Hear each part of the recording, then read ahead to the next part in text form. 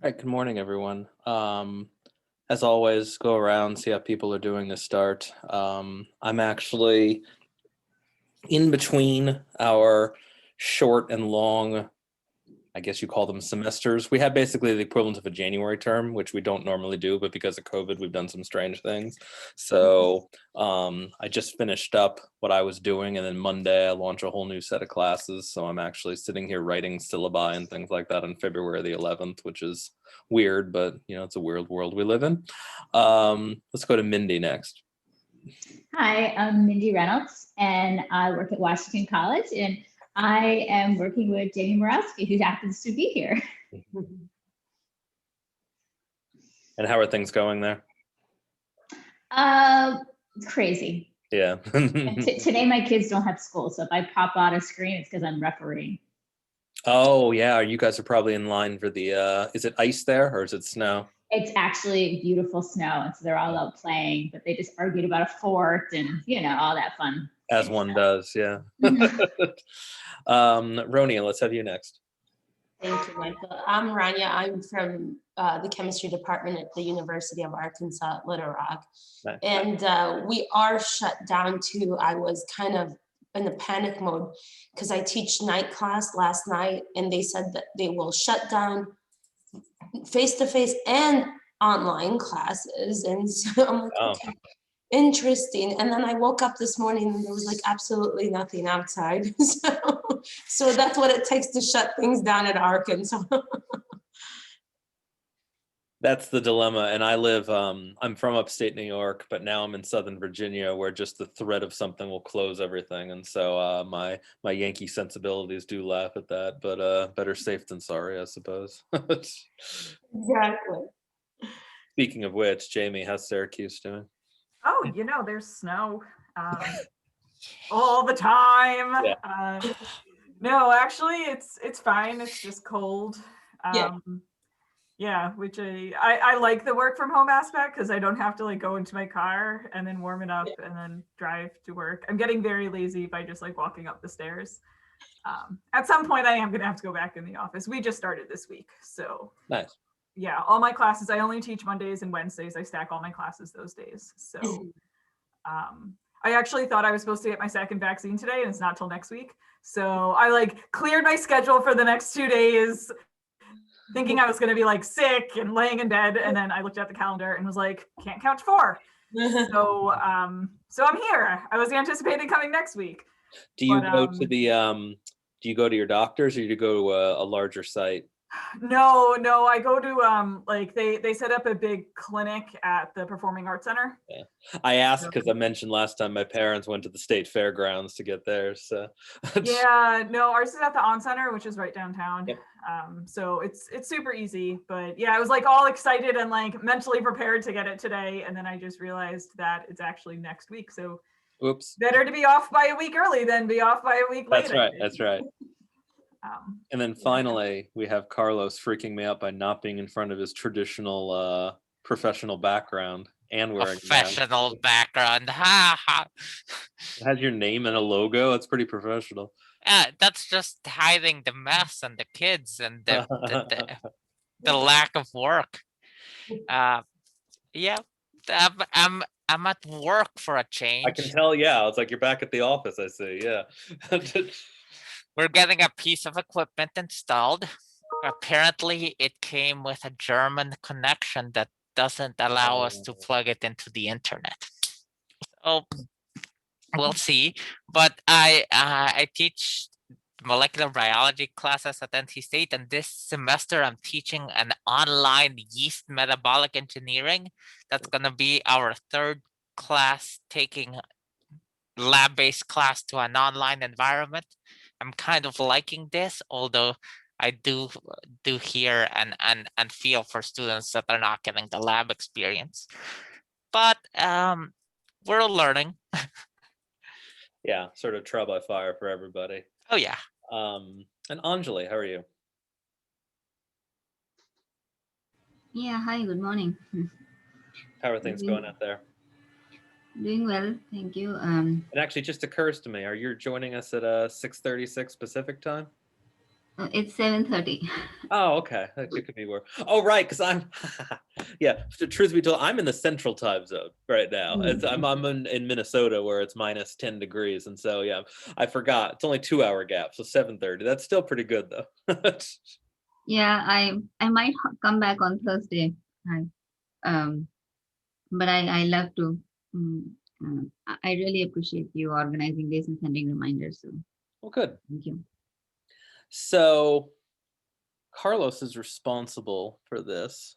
I like saying this just because he always goes bug-eyed when I say things like that. But this was actually really neat that we were having a separate meeting about a paper that some of us in Palm are working on analyzing the COPUS data. And a couple of you were on this call, and I just sent an email out about that a few minutes ago that I totally forgot to do the thing I said I was going to do.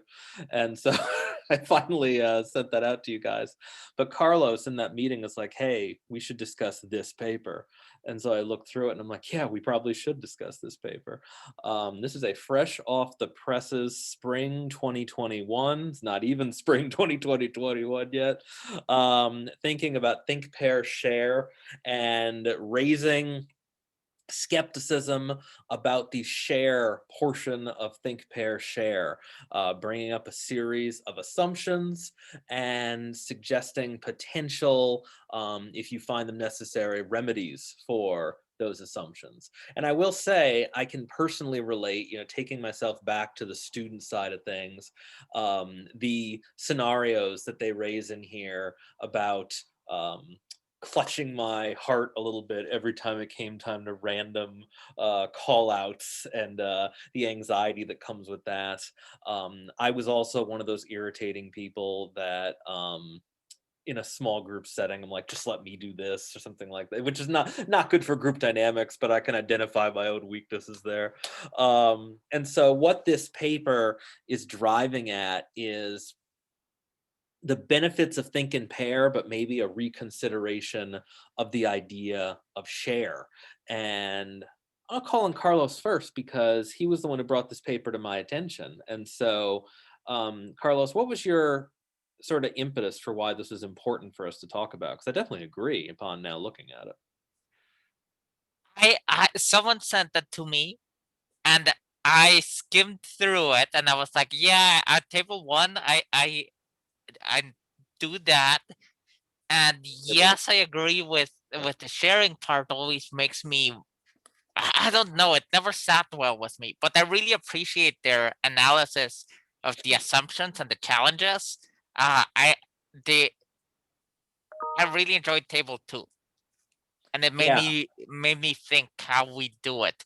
And this whole pandemic thing has made me realize, and Jamie has heard this, and Michael has heard this. I think I've been pretending to be an extrovert for 5 years, and I'm done. So one thing, I put students on the spot, and I want to see how to make it so that that doesn't happen and it's more equitable. Yeah. And Kim Tanner and Jeff and all these people that do this wonderful research have really made me think twice about stuff. And I had notes, but of course those are on my They're at home. computer at home. Yeah. I was very struck, and we will talk about this, I'm sure. I have never adequately figured out the issue of individual students dominating a class. I know I know there's the idea of giving everyone cards or chips or things like that, and then they can't talk. I don't, for whatever reason, that's never really satisfied me in terms of the way I wanted to do it. But at the same time, I definitely have recurring issues with equity in the sense of giving everyone an opportunity to share when they want to. And that's before you get into any questions about equity with respect to backgrounds. So I was especially struck by that in this particular paper. So what you see here is the traditional think, pair, share setup in table one. And this was before we got here. we were given these 3 scenarios about number 2 we've already alluded to several times here, random call panic. And it's funny Carlos mentions pretending to be an extrovert, because I so many people in our profession relate to that we're all in theater basically, and that all of us, not all of us, but most of us would rather like not talk to you out loud, but like somehow we are gravitated to this profession where we do that. It's amazing the correlation there between an aversion to public exposés and yet also like being out and doing public speaking as a part of your job. And so here you see the call panic, the idea of unnoticed inequities, which is something I know I'm learning about. I'd say most of us in life sciences are learning about with the increased emphasis on DEI in the past couple of years.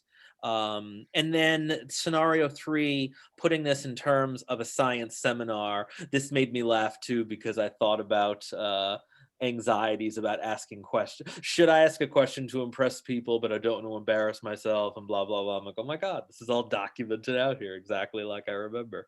And so that brings us to the 3 steps of the think, pair, share. So I think a good question for the group is, do you find yourself using these in your classes? And if you do you have any of the same issues that are alluded to in this paper?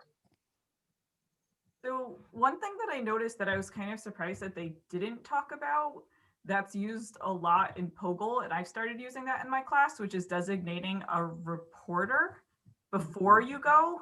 And I don't quite understand why they didn't notice or note that in here, because I feel like that could eliminate a lot of things if you know upfront that you're going to be the person talking, and that if you know upfront, like you can have the conversation with the group in terms of like, did I represent everybody? And then you don't have to be like, I never volunteer to be the reporter, and I'm totally fine with but I'm fine with being the reporter if I know in the beginning that that will be my role, and that lessens the anxiety. So I guess I don't understand why they didn't, like that seems to be such common practice to report those things out, and why that wasn't noted in the paper at all. And just for my own ignorance on this, for POGIL, is a reporter always designated, and is it a rotating position? So I've started doing that in my class, and I actually said that they could designate whatever they wanted. They just had to tell me. So they can set that all the positions change every week, or they change every month, and they can update that whenever they want. They just had to put a little bit of thought into that. But I mean, I'm also a passive learner, so I don't mind just kind of like hanging out and absorbing things and then not speaking out. I think that I'm still learning. But yeah, I do get a lot of that panic and anxiety when I don't know if I'm going to be called on. And I feel like just knowing upfront whether I'm going to be called would just kind of eliminate a lot of the problems. And given what you just said, your groups are set and pretty much maintained in your class. Yep. That's good to know as well. I started to do that. Sorry, Michael. I started to do that in Zoom too, because last semester, you know how in Zoom it's easier to, because I have classes of like 70 to 80 students, right? And so it's really hard for me to shuffle everybody. So into set groups. So this semester, I learned and I found a way to give them group numbers, that I share a spreadsheet that tells them their group number. They put it in front of their name. So when I put in groups, Zoom automatically lines like it, all ones, all twos, all threes. So it's really easy to shuffle. And I usually give them a clicker while I'm doing that. Because once you do it the first time, Zoom remembers it for the remainder of the session. So Jamie, having the set groups helped. And that way, and I have a learning assistant or a graduate teaching assistant in each group that kind of facilitates and leads and shares the screen and really just helps them get going. So that helps them with keeping track and assigning a reporter, because I noticed the same exact thing, right? I would say, okay, tell me what your group thoughts are. And it's always the same person. Even when I say, don't tell me your thoughts, tell me what your group, it's the same person. Or no one, or it's no one at all, and nobody, you get crickets. So at least if they know up front that you are going to be responsible for reporting something, Yes, You get. but this you get that paper, input. it made me aware to make sure to talk to my learning assistants and graduate teachers and tell them, please designate a reporter every single time, because I haven't been doing that, you see. I've just been saying, so I still kind of get the same voice over and over again for the group. So maybe like putting the onus on the teaching and graduate to be like, you know, find a reporter and try to get someone to speak up. But I have a question for y'all. I know that, and being an extrovert myself, I suppose, because I don't understand why people have a hard time. I don't mind looking silly, even when I don't know like, I don't care, at least I'm learning, you know? So, but I understand that that might mean anxiety for students, but what about accountability too? Like, if you know that you're gonna report, aren't you accountable? Don't you hold yourself more accountable to pay attention a little bit more? So maybe I'm like old school on that, but what your thoughts are, I don't know. That's an interesting perspective. So there's the anxiety, but then there's also what you describe as almost like a positive anxiety. Like if you're being called on to do something, that pressure is there, and so you do want to do better. Anxiety, I mean, we all know this too. Anxiety is not always negative. We don't want excessive amounts of it, but anxiety promoting accountability. I think there's something there. Yeah, I can relate. Again, so much of this is my own thought of sitting back in class, but yeah, I think there's absolutely something to that. Like, I don't want to make a fool of myself. And I appreciate you saying, like, you don't care if you make a fool of yourself. I absolutely cared if I make a fool of myself. I'm only now 12 years into my profession at the same place. I'm like, okay, I'm a known quantity. If I make a fool of myself here, nobody's going to care. But it took me a really long time to get to that point. So, and so you mentioned clickers as well. And you and Carlos are probably the two people who can talk about large class settings when it comes to these sorts of things. What size class are you dealing with, Ronia? So mine are like about, right now I have 75 in my largest class. So Okay. yes, but that's another way I can hear everybody's voices and I don't feel guilty. So I'll have them do like a clicker where I can see everybody's answers, right? Everybody has a chance.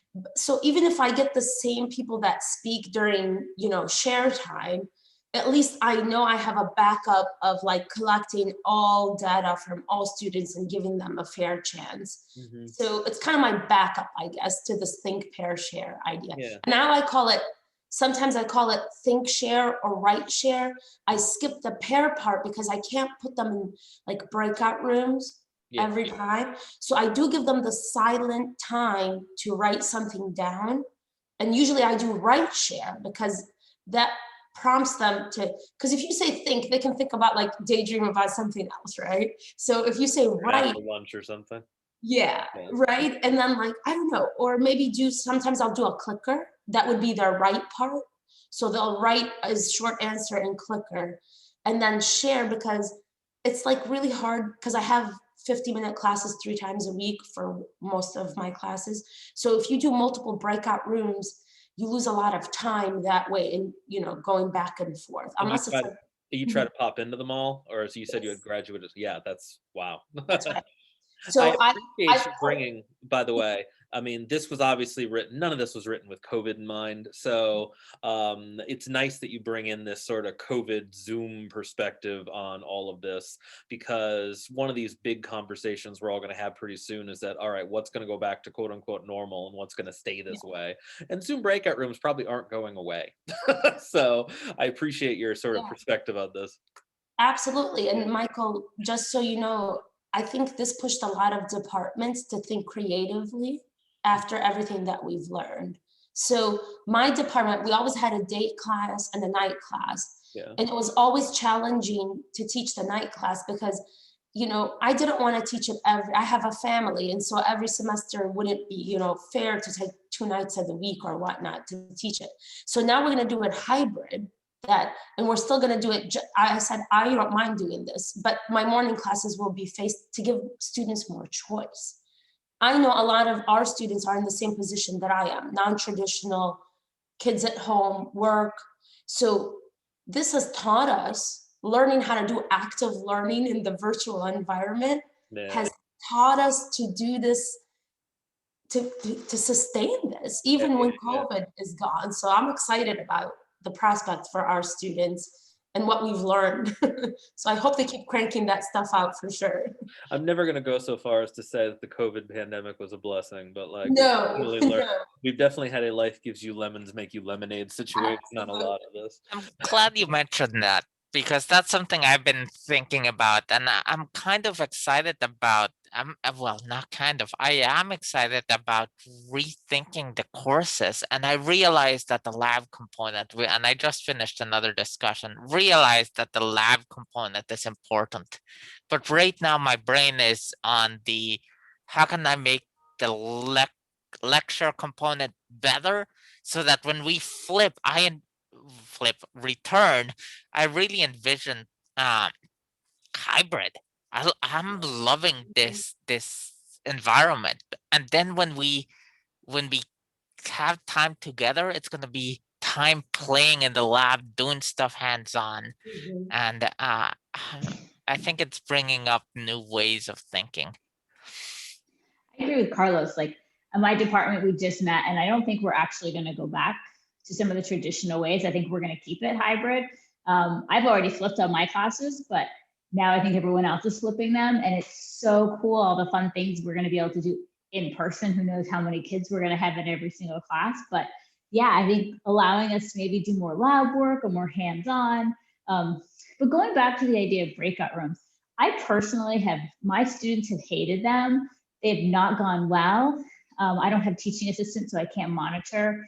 So this semester, I've completely eliminated the use of breakout rooms, and we're just trying some other sorts of like chatting. And that kind of brought up the idea of the chat. Like, I feel that this semester, my students are actually, the students who were quieter before, because I've had them, the chat feature has allowed people to really become more interactive because they'll send stuff just to me, and at least I know they're paying attention. Yeah. So I kind of like that, and I will miss that when if we go back to some face-to-face, but it is good.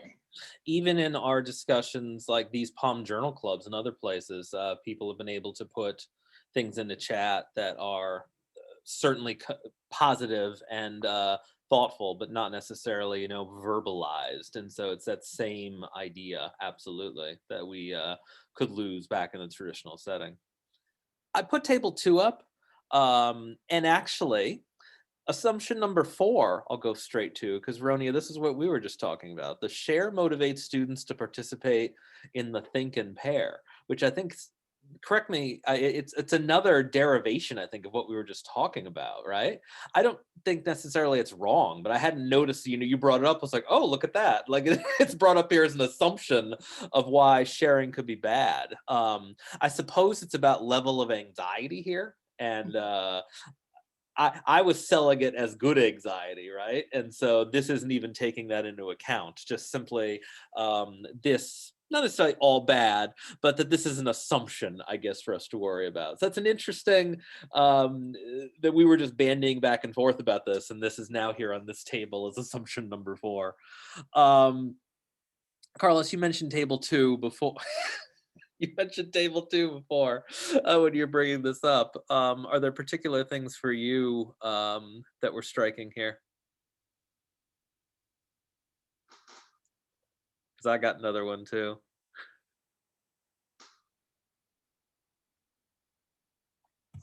So I'm going to actually comment on one of them, and I kind of would like you guys' opinion because this is my first time doing it. Yeah. Which is that if you're going to do the share, then it might not reflect everybody's thoughts. It might just reflect one person's thoughts. So what I've tried to do in my breakout rooms is that anytime there's something that they have to like have a discussion on, so not a right or wrong, some sort of ranking. I like to have students rank things on a scale of 1 to 10 or 1 to 5, questions like that, that I put everything in a table and they have to do it by individual name, and then they have a contribution by the group. And then after that, if there's any sort of discussion, I want like them to tell me what the thought process was.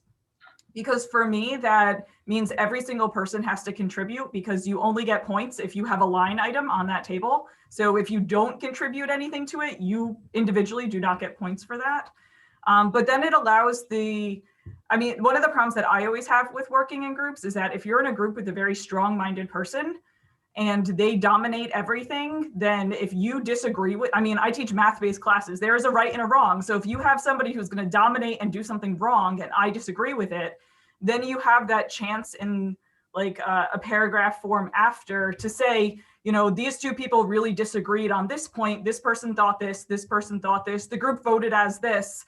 And then it kind of lets everybody have a voice. And at least I get to see that as the professor, that great, there was a disagreement. That's totally fine, but it's not muting somebody's voice. It just might be the quieter voice. So everybody's this is my first time trying to like make these tables, and I just kind of wanted to know your thoughts if that might alleviate some of the concerns here. It's intriguing. I think I'd kind of want, on the fly, probably harder to do, like see an example of what it is you're doing here. So you ask questions and so you have to think about these in advance, obviously. The questions are deliberately set up so it's almost like a Likert scale kind of answer. Yep, everything's a Likert scale.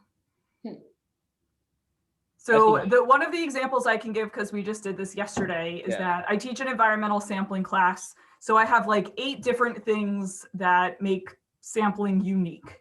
So they have to rank them in terms of easiest to overcome and hardest to overcome. So I might think that overcoming weather, because we're in Syracuse, is a really big problem, where somebody in Virginia might have that as a lesser problem. And somebody might rank like, well, I don't want to go out at 2 a.m. and collect a sample. And somebody might be like, I don't care if I go out at 2. So they can have the disagreements, but everybody kind of gets their voice told, because I set it up so that everybody in the group, says their name. Okay. But then I guess that disagreement and discussion goes in a paragraph after. If there is a disagreement or discussion, they can like tell me why people differed in their opinions. Does that make more sense? It does. How much time do they get then? So they discuss, they all put their ideas down onto this table, and then there's sort of a reflection piece as well? Yep. So because my lab is online, this is what I'm doing for like a lot of my online sessions. Okay. So like we did this yesterday in lab, because this makes more sense as an online exercise. So, okay. Yeah, they're meant to be. So they just worked in breakout rooms, and I don't do it for all the questions, but yeah, the ones that you definitely like, I'm trying to poke at them a little bit, and I'm trying to get them to disagree with a little bit. I guess that's my only question. Is there, and with this, we sort of alluded to this already, you want to eliminate like a dominating force in a question, but do people still, someone has to write their thing down first. And so do you actually find disagreement, or do you find that people just say, okay, consensus? No, because for each table, everybody has a line. So like I have to say why I ranked something a 4. You have to say that you ranked something a 2. Ronia has to say she ranked it an 8. I guess what I'm saying is someone has to put their information on there first. And so there's no...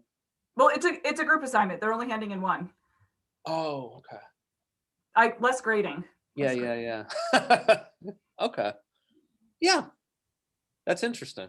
And an interesting online adaptation sort of based on this Think Pair. Like not only is it sort of giving you a share opportunity for Think Pair Share in an online environment, it'd be interesting. You should probably like start taking some metrics on this, right? Think about like, hey, if it's actually addressing issues of equity, because that would actually be interesting to know more about. Yeah, as I said, this is kind of my first time trying it, because like I had to figure out what to do with these labs. Yeah. So yeah, it was just, just kind of going through a lot of these different challenges. I was like, I feel like it kind of removes some of the challenges, I guess, in terms of like equity, because everybody has to have a voice. It makes them have to come to class if they want the points too, for attendance. So that's an added bonus. And if they don't want to speak, their opinion is at least still heard within the group, because it has to be. But if somebody doesn't say it in terms of the actual class, I can still go back and look and see what that person thought. And it seems funny, about the dominating personalities. When I'm popping between breakout rooms, sometimes the people, it seems the group dynamics form really quickly, and the students already put trust in the person that they think knows what they're doing. So when that person that knows what they're, quote unquote, knows what they're doing, messes something up, even though they are hesitant, right? So yesterday they were doing like a beta decay for nuclear, and he put in the wrong atomic number on there, and he did it. And I come in and the answer was already there, but and I said, okay, can you backtrack and tell me how you got the one on the top? And he said, that's my bad. And the other student popped in and was like, yeah, I was thinking that, but I didn't want to say it out loud. You see, because they put all that trust in the dominating personality. Yeah. So Jamie, I like how you're trying to get all their voices, but I keep going back to like clickers, they might put and say, okay, if you think that's what it is, I think I'll just put that too. So it's a good lesson to learn to even speak up if you are a minority or you know what I mean, or you're shy. It teaches you to put, I think, more confidence in yourself when you run into these situations where the dominant personality is wrong, that you can speak up and say, well, at least, even if you could be wrong, at least can you explain it to me? So that's what I'm kind of anecdotally observing as I pop into these rooms and learn from them. But Mindy, I wanted to ask you, you mentioned, have you tried clickers to instead of just chats to get everybody engaged? I've used clickers for like my face-to-face. So, I mean, correct me if I'm wrong, but you have the students purchase the clickers, right? Not the actual, like, yeah, we need to change their name. They're called, so you can use the Turning Point. What was that, Mindy? I've used the Turning Point clickers, like you can do it online. So I have used those as like a both. The reason I like to chat sometimes is because sometimes the students, maybe they're chatting a question or because they're too embarrassed to like raise their hand. So it just gives me greater flexibility. But yeah, I have been using occasionally the Turning Point online. Yeah, you could use the clicker without the remote, like it's on your phone, and they download it as an app, or they could go through the browser. And you could set I used to set the geolocation when they were with me in class. Now I just turned that off, so I don't care where you join as long. So that really helps, because I never had them buy the actual remote clickers. Like, we never really needed those. They have an app, so why would you buy an extra device, I suppose? So that's what I was thinking. But yeah, I found it helpful to bring in all student voices for sure, so. And for me, assumption 6 is of interest too. I literally just finished a class with 7 people in it. And so it's like, oh, of course, there's no problem with participation with 7 people. And then I go back and think about it. I'm like, oh, well, some of those issues with some people still not wanting to talk still exist if I'm not actively trying to balance a class. Just because there's nowhere to hide doesn't mean that you still can find yourself not having your voice put out. And actually in that class, it occurs to me there could have been potential issues with students of color being the ones that were not having their voices heard. And these are things, again, that until sort of we had this pivot and we all started talking about this more, that I had more of a realization of the issues in play. So let's go down here to the big table. How we can go around the share, modify it, eliminate it, however you want. We've already talked a little bit accidentally about the asynchronous synthesis, the idea of electronically posting one's questions or ideas or thoughts, using index cards, things like that, so that literally, Roni, I think you were just talking about this, more comfortable sharing their thoughts in a different setting. As opposed to a live setting. If you are worried about embarrassment, things like that, the asynchronous mode, especially something that's on an index card or something, that'd be private, absolutely could be a way for people to feel a little better about doing things. We've talked a bunch already about classroom polling, and Roni has already alluded to listening in, the bouncing in and out of the breakout rooms, absorbing ideas that you're hearing, and actually maybe as an instructor thinking about, okay, here are some things I'd like to highlight, and then it ties in right here to assigning competence. Sally had this good idea that I'd like to share, and it's bringing those ideas in as they're happening, and you sort of annotating and collating them into what you think the big ideas should be coming out of a discussion. So I was especially struck by those ideas. I like to think I do things like this, but I'm not always great about it in terms of listening in, things like that. The idea of eliminating the share comes up here outright, and that could be appropriate for your situation. I guess there's sort of the dissatisfaction of not knowing how things turn out in a discussion, or if the discussion goes sideways and like misinformation's being spread. But absolutely, it would eliminate a lot of these ideas to simply have reflection time, but not necessarily publicly go through said reflection time. So let me turn this to you guys then. On this chart here, are there particular strategies you use, or particular strategies that you find especially attractive for your particular classroom situation?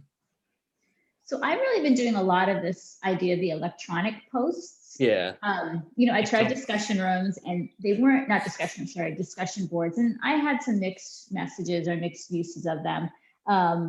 But then for all of my texts in my classes, we've actually switched to using Perusall. I don't know if you guys have been using it. So like, I've liked it, especially for journal clubs, because journal clubs are always tough.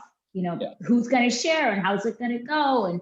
And so the students have been so active on the journal clubs going in, they annotate, they answer each other's questions, and I have like forms I set, like you need to do so many. Perusall the electronic posts have been phenomenal. I would love to hear if other people or, people using them, because I've been using it for my intro classes, but my upper level classes, it's just changed our journal club situations. How do you spell that? Perusall, Persuall. Perusall. Okay, cool. Perusall, yeah. Glad you mentioned that, Mindy. I love using hypothesis. Mhm. So it's not like your normal hypothesis. It's hypothes.is.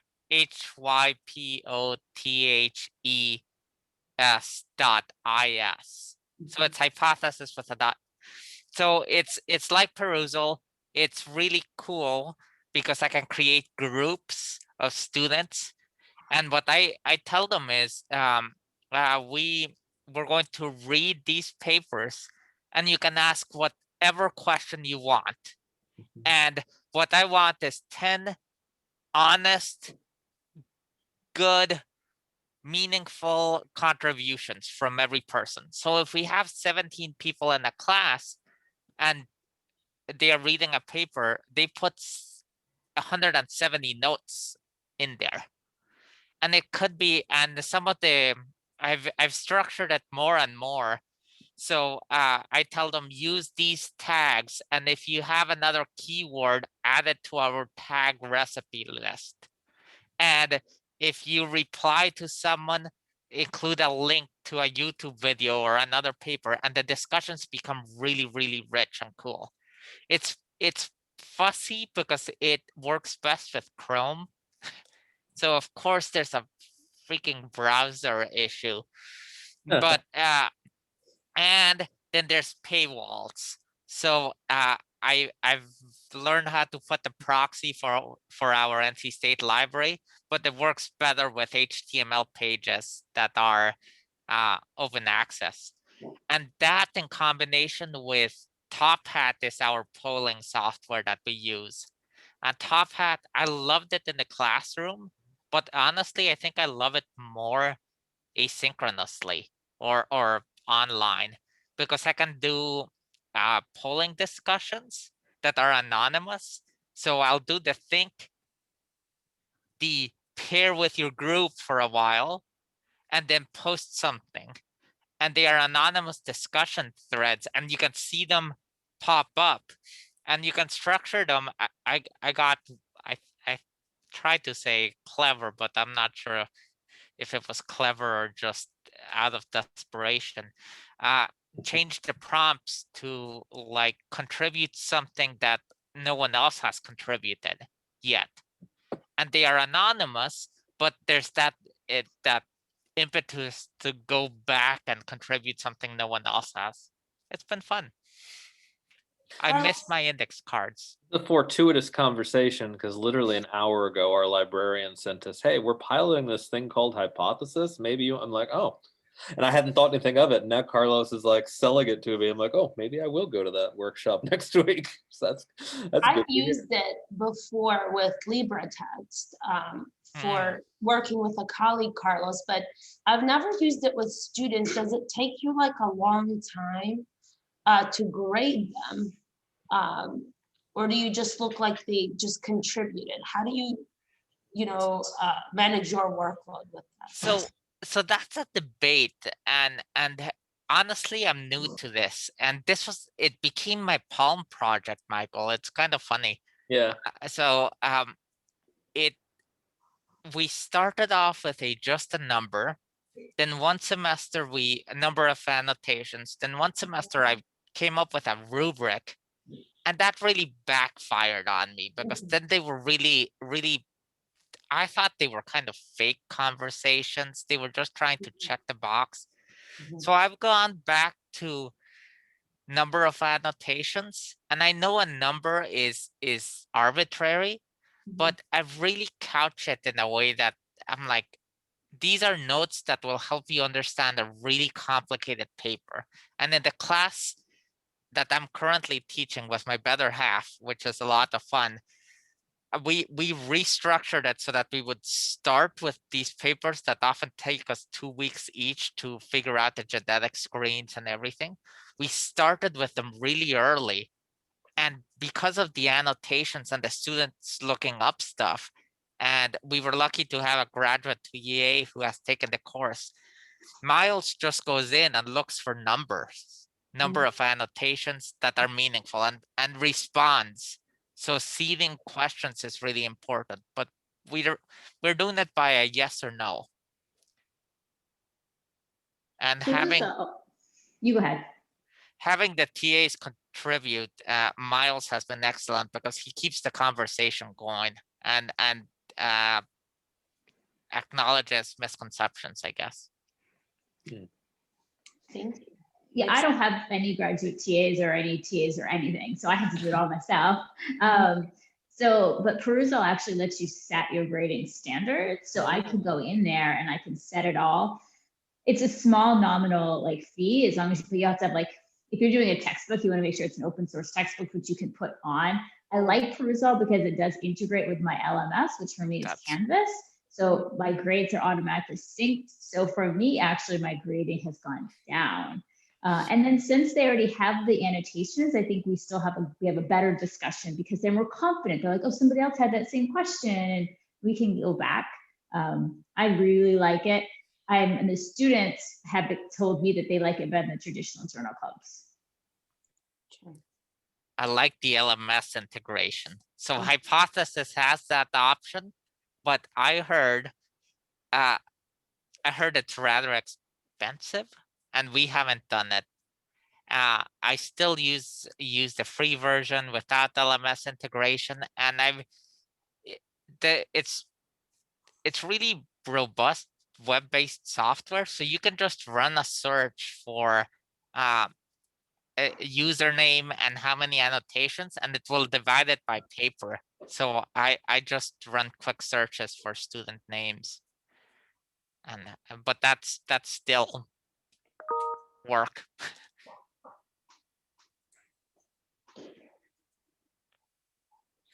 I had some experience with the top part of here of trying to ask just a little bit of just consent to share, just little things like this to sometimes alleviate some of those concerns or issues.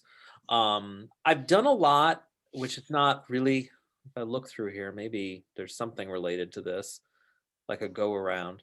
I've done a lot of group discussion followed by main points being summarized on the chalkboard, that everyone has to come up and write their stuff down, which at least hypothetically captures the essence of the entire group as opposed to an individual person. Now somebody still has to get up and do the writing, and someone ultimately does the talking, but that's sort of my stab, I think. I was not even thinking about it deliberately, but my stab at sort of getting more of a deliberate, richer, as they say in here, view of the class and the things that they're thinking about. Michael, can I ask you about the go around and just open this to everybody? Please. So I feel guilty reading this paper a little bit because I do around the room in breakout rooms, or I ask my TAs and LAs to do around the room because, you know, in Zoom, again, going back to this virtual pivot idea, like the students turn off their cameras and you can't force them to turn their cameras on. And Some people would like to, but yeah. yeah, right. So you don't know, are they there or not? So I've done around the room on purpose because I want to make sure to hear everybody's voice, but at the same time, it's not that I want to make students uncomfortable or anxious. I want to hold them accountable for their participation grade and being there and just saying something. Yeah. So that, how do I guess, because it says, this one says, go around the room when there's many possible answers. The thing is, with chemistry, there is an answer, as Jamie said, there is an answer. So how do you do that whenever? Yeah, I mean, I think you would have to reserve that for a particular variety of question. I'm trying to think in chemistry what that question would be. Maybe just your perspective on like, okay, we're going to look at a particular reaction. What do you think would happen here, or something like that? Yeah, Maybe you that kind of know. question. But you'd have to be careful about it. Yeah, you couldn't say, okay, 5 + 2, go around. What do you think? Yeah, it doesn't really work. Exactly. Yeah, it is challenging. Just, I keep going back to that idea of like accountability versus Yeah. respecting people's like anxiety and introversion. It's a challenge. Yeah, and that one's rough because especially now in the COVID online universe, there's extra issues to consider with respect to where people are, their availability to be able to turn a microphone or video on or things like that. So yeah, I mean, I don't have much to say beyond I acknowledge that that is a tough situation. I can see why you would want to go around and just sort of see if people are there. I think the question would be, what do you do if they're not? And is it just something that you maybe do with some degree of regularity so that if they're constantly not there, maybe that's the compromise solution? That's an excellent question. So this semester, I'm having my TAs like fill in a spreadsheet of participation, and they have a code that I assign. So A means absent, like not there at all. NR means there on Zoom, but not responsive. So the TA asks or the LA asks, and they never say anything, whether it's through chat or unmuting their mic or any of that. And then one is like they're, you know, and I use that to reach out to the students. So I have a list of students. If I see constant A's or non-responsive, then I use that to reach out to the students and say, I know, how can I help you engage a little bit more? So it's me just pinpointing. So I do use them for a reason, like helps to reach out to students that are either completely absent or not responsive in group discussion. So one thing that I kind of find interesting with that is that like before the pandemic, I never required attendance. So I feel like it's really hard now to kind of retroactively be like, well, because we're online, I'm kind of the same. You now have to. So like I've been, you know, I told them in the beginning, I was like, the course I teach in the spring, I was like, it's always been very discussion based. Like chemistry is very hard to have a discussion based class when there's a right or wrong, but my spring class is much more discussion based. so yeah, like I kind of even struggling with like, should I post my lectures online? Because if we were in real time, right, like that would not be available. They'd have to get somebody else's notes. But then like, what if they, are watching their little sister, like it's hard. So at least for me, like I'm not requiring attendance. Like if they just want to sit back and passively watch it, then they can sit back and like passively engage, because they might be doing that anyway if we were in person. If they want to not show up to class, then they can just not show up to class. But I do tell them there are group components, and the group components sometimes will be, take this discussion we had in class, and now it's part of your homework, and you have to elaborate on it on your own. So you just won't get the points for that. With the caveat of, if there's something like major that happened, you couldn't come to class, let me know, and I'll come up with like another question for you. So building in that flexibility. But yeah, so I think that, there's this concept that because we're online, we're trying to force a lot of discussions. And like for students, that might not be ideal for all of them. Like we're kind of maybe going like active learning like haywire, instead of what's the purpose of the active learning activities, and are we just doing them because there's so many options and we can, or what's the purpose of having these discussions, or what's the purpose of doing these polls, or what's the purpose of keeping attendance and making sure that they're engaged when they're sitting there maybe like in their car in front of a library, and still learning all the content that they normally would. So I think that's been the hardest part, is just really trying to focus in on why I'm doing certain things, and then just being upfront with the students and letting them know why I'm doing certain things, and kind of giving them like the option out of doing certain things depending on, my class is 15, so I can easily do that. But yeah, I, even just like reading through and just talking about all of these different technologies, like I'm not using any of them. Like I told my students we're using Blackboard. I'll figure out the webcam for when I have to do some like math related things. And other than that, like we're not using platforms. We're not going crazy with everything. I don't want them downloading extra stuff. And I'm just trying to actually keep my class more simple. One comment I got from my student, I gave them a survey so that I could like learn more about them. And I asked them one of the things that they did not like about online learning. And actually one of the most eye-opening ones was how disorganized faculty members are, and that they find the class so much easier if we can, like we use Blackboard, and they were like, if you can make Blackboard easy for us to navigate, we will like your class better. Like the content doesn't even matter. If we can't find the lectures, if we can't find the assignments, we're already going to be less engaged. And it was like kind of eye-opening, and then it made sense. So in my mind, I was like, all I have to do is organize Blackboard, and like I have the attention of half of my class. The old adage, keep it simple, stupid. Yeah. Yeah, breakout rooms are pretty much as crazy as we're getting. Yeah. And I've just heard from lots of students that all of this, there's just so much technology, and I think we're getting very excited about all this technology. But like it's very, very overwhelming for them. It definitely is, Jamie. And my first 2 weeks is always the hardest, because so I teach Gen Chem and fundamentals. One is the majors and one is the non-majors.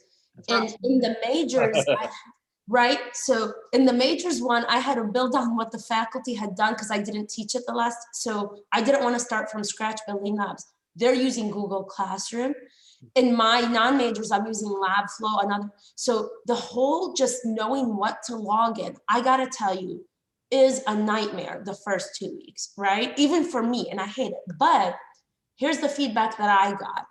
I got that my class was one of the most highly organized virtual classes that they have ever taken, and is as close to face-to-face as possible. And for us, Jamie, here's the issue. We have high DFW rates in our courses, right? We are the gateway courses. So the administration is always pushing us. We have this pressure that we need to pass our students. But at the same time, do you really want me to pass a nursing student who doesn't know how to do, like, do you want that to be your nurse? Do you want that to be your doctor, right? And so maintaining the standards And we have a whole slew of challenges, Jamie, that I don't know if you all have it there or not, but like K-12 for us is weaker, so they come to us underprepared, right? So we've got to, and they come to us with a certain level of like, I almost feel like sometimes half of the time I'm still teaching high school kids versus college, and they don't have that ownership yet and that reliability, like depending on themselves. So I have to structure my course so like to the dot, because to kind of help them transition into college and to monitor their progress and really see, you know, do I have high DFW rates because I'm like horribly horrible, or because you know, am I not doing the best that I can to reach out? So just feeling that pressure to reach out and monitor their progress. That's why I do all these things. But I got to tell you, it is a nightmare. Once the ball gets rolling, it's good, but the first 2 weeks suck for me. Yeah, I mean, and that's kind of where we are right now. I mean, this is our first week.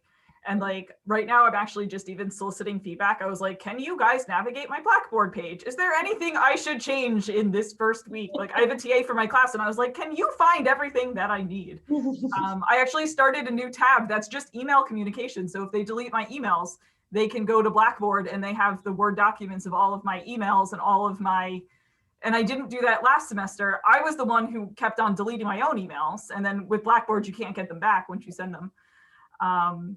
So yeah, they even said that like that tab was helpful because they're like, yeah, all of a sudden we delete your email and then we don't have your Zoom links and we don't have any of this. So I just have a folder that's like email communications, and every email I send goes into that folder so they can go back. Yeah.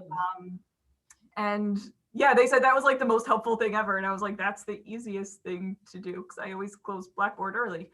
But you know, just thinking about like what can make it easier for the students. And yeah, for me, they said like pare down, like no, don't add any more technology. I did it. I was thinking about Flipgrid for a while because I thought that would be cool. And I'm like, nope, I'm not gonna do it. I'm just gonna stick to Blackboard and like my homework platform and clickers, and Zoom is complicated enough. So All right, guys. So we're about an hour here. So I'm gonna go ahead and close this out, but this has been a really enriching discussion.